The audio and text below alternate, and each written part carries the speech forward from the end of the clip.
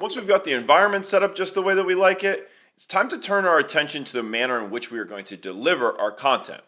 I'm going to start by talking about your vocal variety. It's absolutely key that you take into consideration that the same dynamics that you would utilize in a day-to-day conversation, in an interpersonal setting, you want to bring those characteristics and traits into your video recording. In other words, you need to maintain your level of vocal variety that you might utilize when telling a story to a friend or a neighbor. Your vocal variety focuses on four primary elements: the volume, pitch, rate, and overall dynamism that your vocal delivery encompasses. For volume, it's key that you're certainly loud enough for your audience to hear you, but you don't necessarily want to be shouting. If you're speaking at such a high level of volume, it becomes a lot more difficult to articulate your words, your feelings, and emotions as you're trying to encode the best message. Next, let's think about pitch. The pitch is the range of your vocal dynamic. Whether you have a high pitch or a low pitch, it's usually best to try to find that your pitch is somewhere in the center of both ranges. You do want to consider varying your pitch and tone from time to time to add increased inflection on some of your more dynamic points. Next, there's the rate. Rate is the speed in which you are delivering your content, the pacing of your delivery, if you will.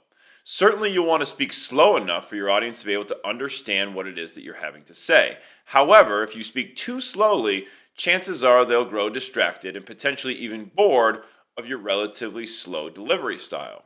On the other hand, you don't want to speak so quickly that your audience can't follow along. I recommend having a relatively moderate pace or rate, as I'm trying to demonstrate in today's video, but certainly there's opportunities to speed up or to slow down depending on the nature of the content.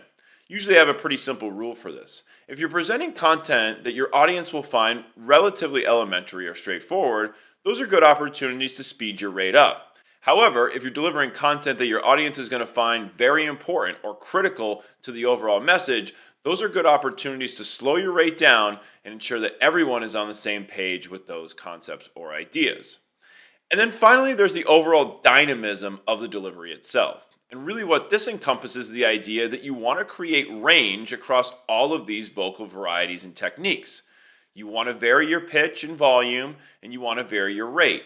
The dynamism, or in some cases the enthusiasm or your ability to encode effectively, can really bring the message to life.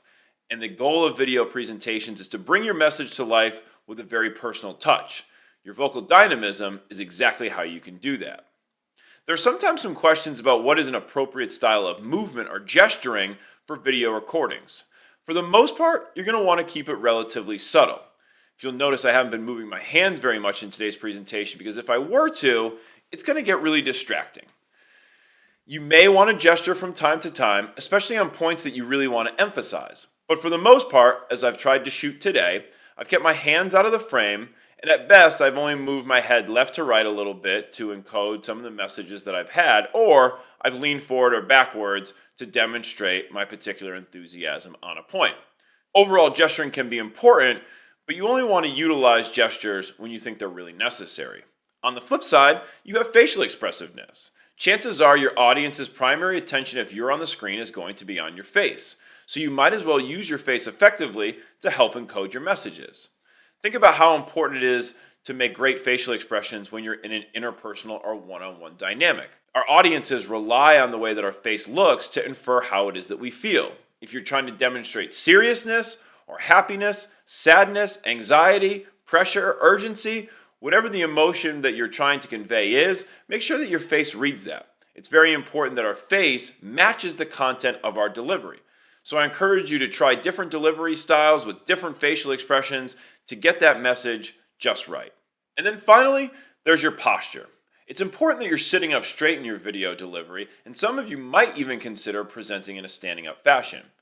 I recommend not sitting in traditional office chairs or kitchen chairs because what happens is we tend to sit further down in the seat, and it doesn't put us in a position where we're holding our posture upwards. You want to make sure that your shoulders are square and that you're presenting and facing the camera in a manner that looks both professional and natural.